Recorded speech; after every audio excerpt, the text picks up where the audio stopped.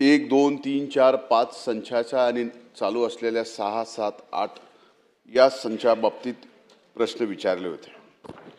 अध्यक्ष महाराज, पहिल्याच प्रश्नात असं सांगितलं गेलंय उत्तरामध्ये की 9वा संच याची कुठेही केंद्राकडे परवानगी मागण्यात आलेली नाही किंवा याबाबत कसलाही नवीन संच चालू करण्याच्या बाबतीत शासन स्तरावरती कारवाई नाही.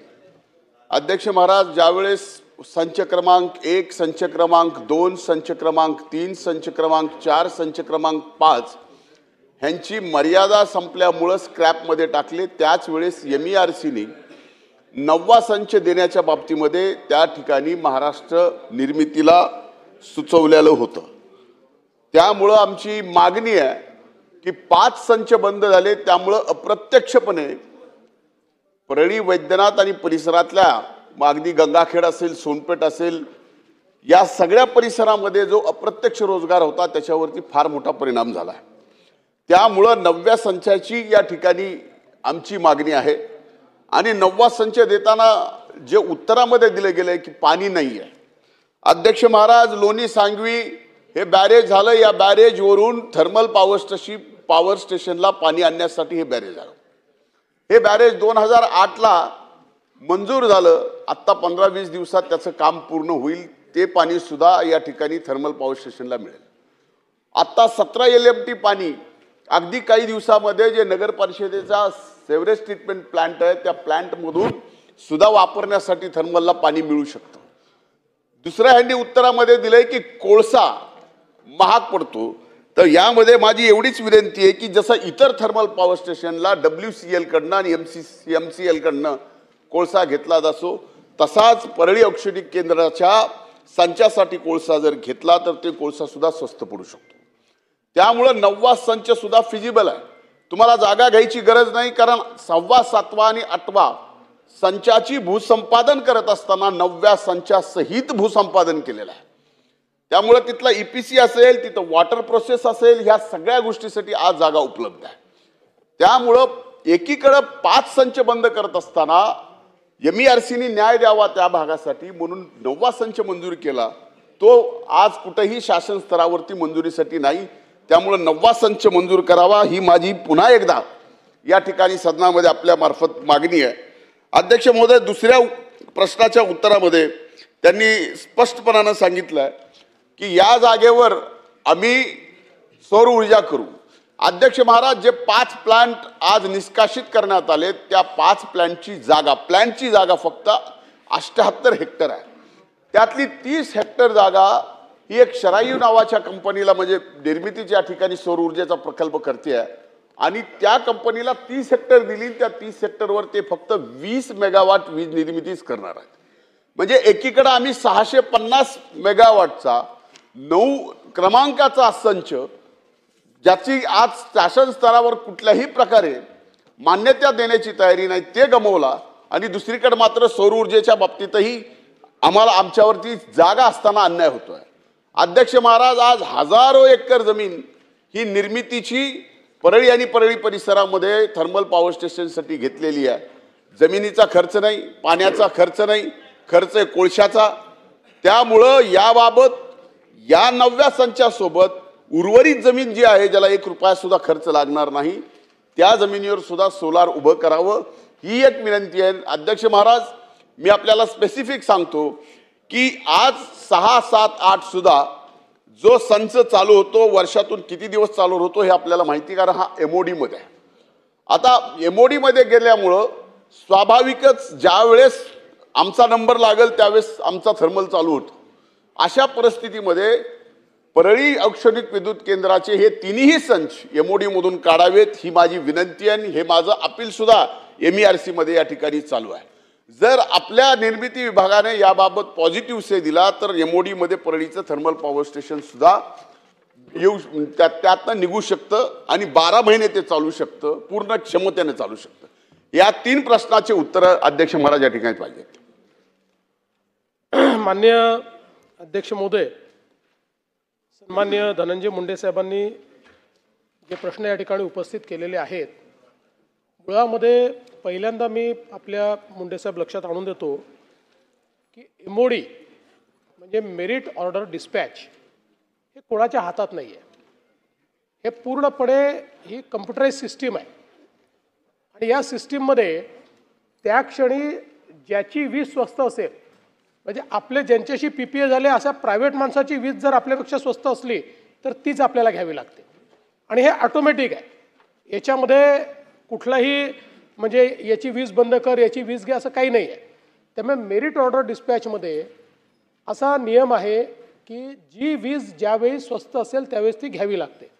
आता आपण जर इथला विचार केला तर आत्ता आपला जो 8वा संच आहे, या 8व्या संचालाही आपल्याला लिंकेज नाही आहे, ब्रिज लिंकेज आहे. 2 प्रकारचे लिंकेज असतात. एक लिंकेज असतं, दुसरं ब्रिज लिंकेज असतं. लिंकेजमध्ये आपल्याला लिंकेज कोल हा स्वस्त मिळतो. ब्रिज लिंकेजमध्ये जवळपास बाजारभावाने आपल्याला तो घ्यावा लागतो. त्याच्यामुळे त्याची किंमत ही फार जास्त होते. आज आपण जर बघितलं तर आहे अस्तित्वातले जे संच आहेत तेच एमओडीमुळे आपल्याला ॲव्हरेज 30% बॅकडाऊन करावे लागतात. 30%, कधी कधी तर 50% बॅकडाऊन करावे लागतात. ते बंदच ठेवावे लागतात आपल्याला, कारण ते एमओडीत बसतच नाही. मुळामध्ये आपण एक लक्षात घेतलं पाहिजे की कोळशाचे दर, ट्रान्सपोर्टेशनचा दर, या सगळ्या गोष्टीचा विचार केल्यानंतर नॉर्मली फक्त पीक अवर्स जे असतात त्या पीक अवर्समध्येच इथली वीज ही एमओडीमध्ये बसते, बाकी वेळेस ती बसत नाही. आणि म्हणून आपण जे सांगितलं त्या संदर्भात इथे 9वा संच तयार करण्याच्या संदर्भात आम्ही त्याचं पूर्ण अवलोकन केलं. ते अवलोकन केल्यानंतर हे लक्षात आलं की इथे संच केला त्याला कोल लिंकेज नाही, ब्रिज लिंकेज घ्यावं लागेल. ब्रिज लिंकेज घेतलं तर तो किमान 60% दिवस एमओडीत बसणार नाही आणि त्याच्यामुळे त्याच्यावर परतावा तर सोडाच, पण त्याच्यावर जो आपला खर्च होईल तो खर्च देखील म्हणजे काढणं आपल्याला कठीण जाईल. आणि म्हणून हा प्रश्न आहे की शेवटी MERCनी रेग्युलेशन देताना आपल्याला स्पष्टपणे सांगितलेलं आहे की तुम्हाला त्यावेळी ज्याची वीज सगळ्यात स्वस्त असेल ती खरेदी करावी लागेल. आणि त्या एमओडीत आता 8वा बसत नाही, 7वा बसत नाही, 6वाही बसत नाही आहे. आणि आपण अजून एक जर नवीन तिथे करायला गेलो तर आपल्या संपूर्ण ही जी काही डिस्ट्रीब्युशन कंपनी आहे ती लॉसमध्ये जाईल. आणि प्लस वीज वापर न करता देखील आपल्याला माहिती आहे की वीज वापर केला नाही तरी त्याचे चार्जेस द्यावेच लागतात आपल्याला. त्यामुळे ते चार्जेस आपल्याला द्यावे लागतील, मोठं नुकसान होईल. आणि या चार्जेसचे पैसे कोणावर बसतील? महाराष्ट्रातल्या सगळ्या कन्झ्युमरवर बसतील. आणि म्हणून काहीतरी अल्टरनेट विचार आपण त्या ठिकाणी करू. निश्चितपणे तुम्ही सांगताय जागा आहे, पाणी आहे, सगळ्या गोष्टी आहेत, त्याचा काय अल्टरनेट विचार करता येईल याचा आपण विचार करू. पण आत्ताच्या परिस्थितीमध्ये आपल्याला हा 9वा संच करणं हे फिजिबल वाटत नाही. अध्यक्ष महाराज, अतिशय चांगलं उत्तर आदरणीय मुख्यमंत्री महोदयांनी या ठिकाणी दिलं. मी बोलत असतानाच सांगितलं होतं की परळी औक्षणिक विद्युत केंद्र हे एमओडी मधून काढावं लागेल. याचा अर्थ महाराष्ट्रात कुठलंच थर्मल पॉवर स्टेशन एमओडी मधून काढलं नाही का? काढलं. नाशिकचं थर्मल पॉवर स्टेशन हे एमओडी मधून काढलेलं आहे.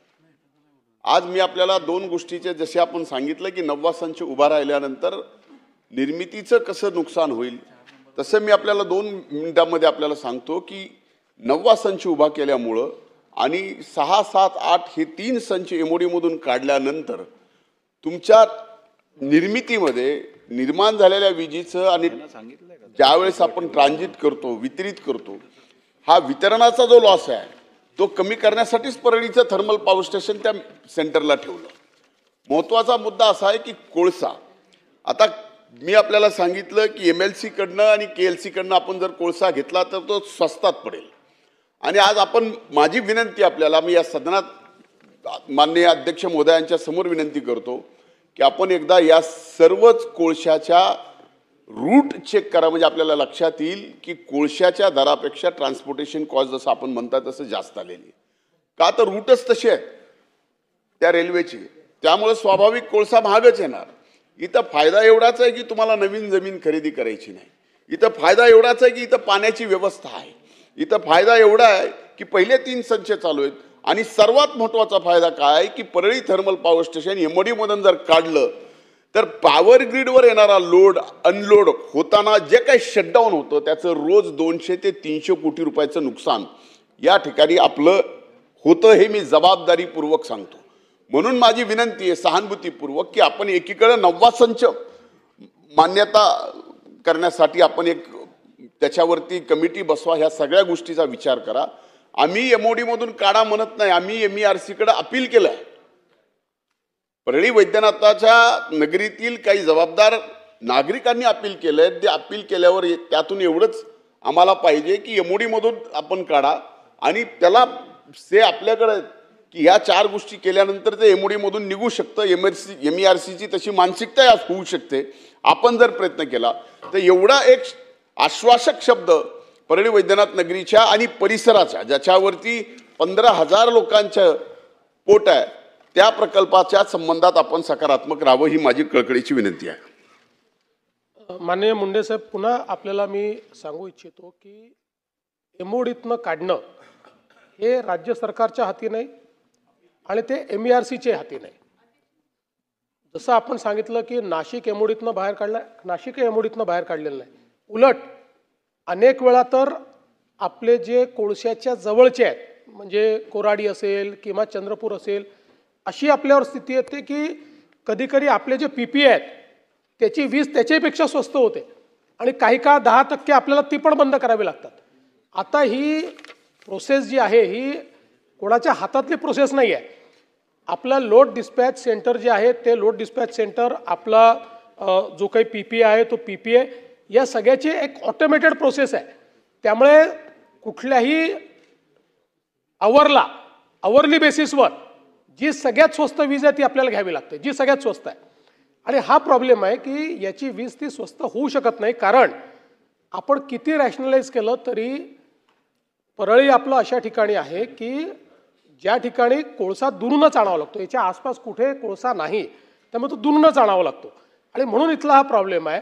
आपण जसं म्हटलं आपण हा का ठेवलेला आहे, तर पीक लोडच्या वेळी आपल्याला जेव्हा आवश्यकता असते त्यावेळी आपलं लोड डिस्ट्रीब्यूट करण्याकरता आपण हा ठेवलेला आहे. त्यावेळेस आपण चालवतो कारण त्यावेळेस तो MODत बसतो, बाकी वेळी तो MODत बसत नाही. आता एक्झिस्टिंग 3 आपले संच हे MODत बसत नसताना 4था संच जर आपण त्या ठिकाणी केला तर तो 4था संच कसा बसेल हा प्रश्न आहे. तथापि आपण जे या ठिकाणी मांडलेलं आहे, मी नक्की या संदर्भात एक बैठक घेईन. आपले काही अजून मुद्दे त्यात असतील MODतनं बाहेर काढण्याच्या संदर्भात तर ते मी ऐकून घेईल आणि जरूर म्हणजे याच्यामध्ये राज्य सरकारचा प्रेस्टिज इश्यूही नाही, विनाकारण नाकारण्याचं कारणही नाही. मार्ग निघाला तर मार्ग काढण्याचा प्रयत्न निश्चितपणे करू. आत्ता तरी MODतनं तो बाहेर निघत नाही आहे, म्हणून आमच्यासमोर प्रश्न आहे की जे हजारो हेक्टर जमीन भूसंपादन केलेली कधी 72-75ला ती जमीन आज बॅरल आहे. त्या जमिनीवरती आज आपण जर सोलारचे प्रकल्प उभे केले तर त्यातनंही वीज निर्मिती मिळू शकते, ती स्वस्त दरात मिळू शकते. ते तर आपण आज त्या प्रकल्पाला तरी सकारात्मक उत्तर द्यावं. निश्चितपणे तिथे सोलरचा प्रकल्प उभारण्यात येईल, 100% बोला. धन्यवाद अध्यक्ष महोदय. हा प्रश्न जरी परळीच्या औष्णिक विद्युत केंद्राबद्दल असला तरी नाशिक औद्योगिक प्रकल्प जो आहे, औष्णिक प्रकल्प, तो माझ्या मतदारसंघात आहे आणि म्हणून मी मुख्यमंत्री महोदयांना एक विनंती करू इच्छिते की सर्व पहिले आपले आभार व्यक्त करते की आपण एक अभ्यास कमिटी आपण स्थापन केली आणि नवीन संच उभारण्यासाठी तिथे प्रयत्न सुरू आहेत. तर माझा एक स्पेसिफिक प्रश्न असा आहे की ह्या समितीचा अहवाल हा आपल्याला किती वेळात मिळणार आहे आणि पुढे त्याच्यावर कशी कारवाई केली जाईल? मुळामध्ये आपल्याला कल्पना आहे की नाशिकलाही तोच प्रश्न होता MODच्या संदर्भात. आपण नाशिकचा विचार जो करतो तो आयलँडिंग करता करतो, कारण मुंबईचं आयलँडिंग आपल्याला करावं लागतं आणि आता मोठ्या प्रमाणात समजा वाढवणचं बंदर होणार आहे तर त्या ठिकाणी देखील विजेची आवश्यकता पडणार आहे. या सगळ्या गोष्टी विचारात घेऊन आपण समिती तयार केली आहे की त्या समितीच्या माध्यमातून आपल्याला काय उपाय करता येईल जेणेकरून MODमध्ये बसून आपल्याला काही वीज निर्मिती करता येईल का, तर त्या संदर्भात ही कमिटी तयार करण्यात आलेली आहे. आत्ता नेमकं किती दिवसात कमिटी रिपोर्ट देणार मला कल्पना नाही, पण मी कमिटीला सांगेल 1 महिन्याच्या त्यांनी रिपोर्ट द्यावा. प्रश्न क्रमांक 4. प्लीज द सबस्क्राईब अध्यक्ष महोदय, प्रश्न क्रमांक 8898. छापल्या